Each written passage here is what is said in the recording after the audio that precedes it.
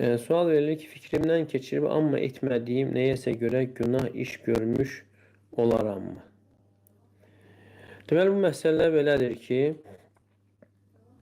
Peyğəmbərimiz sallallahu aleyhi və səlləm buyurur ki, İnna Allah təcavüzə li an ümməti amma təhaddəsət bihi anfusuha mə ləm tətəkəlləm əv tə'məl bih. Allah Teala ümmətim üçün keçib nəfsi danışıqlarından. Nə qədər ki, onu danışmır, dilinə gətirmir və yaxud da ona əməl etmir.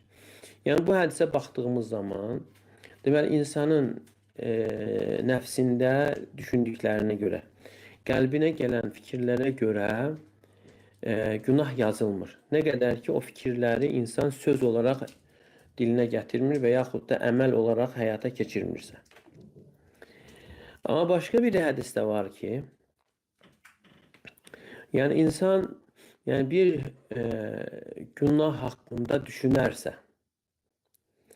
və sonra onu etməzsə, ona bir savab yazılır.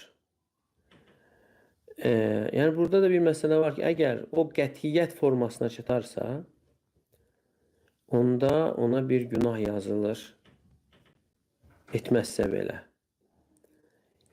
Məsələn, bir insan hər hansı bir günah etmək, yəni oğurluq fikrinə düşür. Neysə bir dükandan bir şey oğurlasın. Və getdiyi yerdən Allah qorxusu yadına düşür. Və onu geri döndərən Allah qorxusu olarsa, o savab qazanır.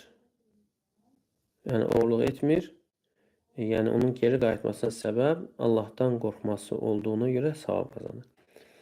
Yox, gedir, amma yolda ya polis görür və yaxud da artıq görür ki, dükan bağlanıb, oğurluq edə bilmir. Yəni o insana isə artıq onu etmiş kimi günah yazılır. Amma bir də var, sadəcə elə fikirlər, boş fikirlər gələn, yəni o fikirlər əzmə, qətiyyətə çevrilmədikcə ona yazılmır. Amma nə vaxt yazılır günah olaraq? Artıq insan bir fikri, bir günahı etmək konkret qərarına gələrsə, ona əzm deyilir, qəti niyyət edərsə və sonra başqa bir maniyə onu geri döndərərsə, onda ona günah olaraq yazılır.